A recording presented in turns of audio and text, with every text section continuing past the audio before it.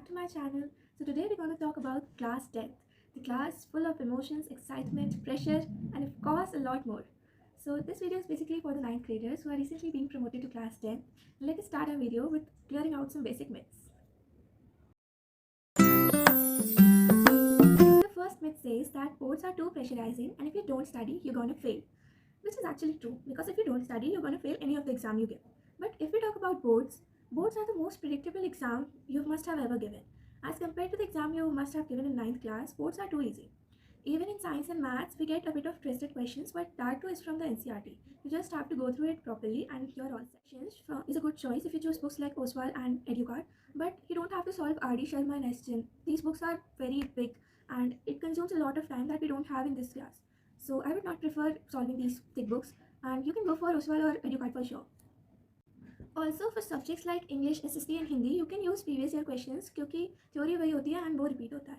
But if you think you can use PYQs for maths and science, ये बहुत ही गंदी choice है क्योंकि जो sample papers आते हैं वही वैसे ही questions आने वाले होते हैं, which I saw in this exam only because I got the latest edition of sample papers from Oswald and काफ़ी सारे questions exactly same आए थे उसमें से. ठीक है, तो sample papers are more important for maths and science. Otherwise for other subjects you can go for PYQs also.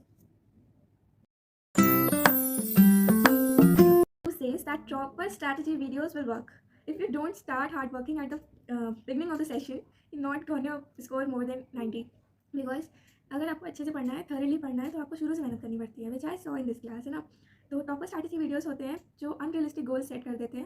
I am not against it, but सच बता रही हूँ कि वो अनरियलिस्टिक और अनअचीवेबल गोल्स होते हैं जो कि आप लिख लेते हो, आप अपने सामने भी रख लेते हो, लेकिन आप उन्हें पूरा नहीं कर पाते हो, and that work piles up again. ठीक है, बैकलॉग्स बन जाते हैं. And topper strategy videos are not for everyone, क्योंकि देखो सबका अपना अपना पैटर्न होता है पढ़ने का, एंड एक बनाए हुए पैटर्न से सारे बच्चे नहीं पढ़ सकते हैं. So you need to find out your own pattern and study according to it. If you are a slow learner like me, you don't go for the marathons और last minute study before one night of exam. ठीक है, आपको पहले से पढ़ना पड़ेगा, and those marathons are just for revision, not for studying the topic.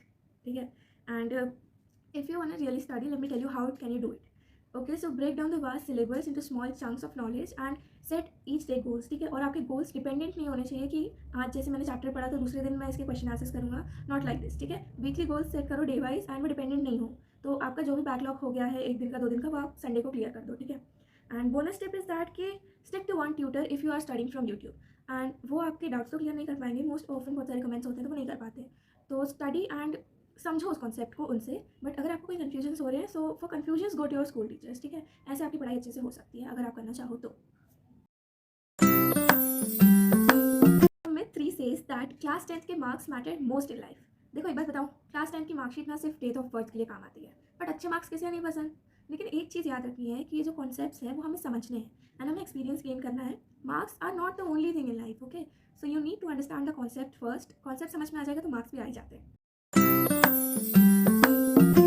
Fourth myth says that 10th में hard work is needed the most, afterward life gets easier. देखो एक चीज़, पढ़ना है, सीखना है तो हार्ड वर्क तो करना पड़ेगा. और अभी तो तुम्हारी वाइट लर्निंग चालू हुई है, अब तो तुम्हें स्ट्रगल, स्टॉन्ट्स, फेलियर सब झेलना है. लेकिन खैर हमने झेल लिया तो तुम भी झेल ही लोगे. बट हाँ, अब चालू हुई है कहानी, अब बैकवर्ड रिवर्स गियर कुछ नहीं है अब. ठीक है, अब बात तो बहुत हो गई मिथ्स की, अब पढ़ते हैं the mistakes that I did in my 10th. Okay, so the biggest mistake I did was this one, कि not taking study seriously at the beginning of session. शुरू में हमें काफ़ी ज़्यादा होमवर्क मिलता था जो प्री बोर्ड्स के टाइम ही कम हुआ था. तो शुरू में इतना सारा होमवर्क होने के कारण मैंने कॉन्सेप्ट समझने में बहुत ज़्यादा ध्यान दिया नहीं एंड कॉपीज़ कंप्लीट करने पे ज़्यादा दिया, which was a huge mistake of mind, क्योंकि मुझे वो बाद में बहुत भारी पड़ा. एंड टाइम मैनेजमेंट बहुत करना पड़ता है इस क्लास में, क्योंकि आपको स्कूल भी जाना है, you have to manage tuitions and you have to manage self study also. Self study is more important in this class. And one more thing कि I use to take so much stress before exams, but last में मैंने उसे stressing over working से working over stressing में change कर दिया था. So stress लेने की जगह मैं काम पे ज़्यादा ध्यान देती थी, एज इन कि काम करो, रिजल्ट बाद में देखा जाएगा, रिजल्ट के लिए मत करो, अभी तो काम करो. Okay, so the second one is depending on one-shot lectures at last, at one night before exam, we can say that. So the copy-paste concept is not for me, as in कुछ लोग होते हैं कि एक दिन पहले पढ़ा, वो दिमाग में है, दूसरे दिन वही पेपर में लिख के आ गए, खत्म. मुझे चीज़ें ऐसे समझ में नहीं आती है, मेरे को थोड़ा सा टाइम लगता है उन्हें ग्रास्प करने में, तो मैं थोड़ा सा पहले से चालू कर रही हूँ पढ़ना. वो मिस्टेक मेरी 10th में थी, मैं 11th में ना करूँ, अच्छी बात है अगर. तो और वन मोर थिंग कि अगर आप वन शॉट लेक्चर्स लास्ट में अटेंड कर भी लेते हो तो आपने क्वेश्चन प्रैक्टिस नहीं करी होती है, जिसकी वजह से आप काफ़ी अच्छे से क्वेश्चंस को अटेम्प्ट नहीं कर सकते हो, जो कि आप प्रैक्टिस के बाद शायद कर सकते.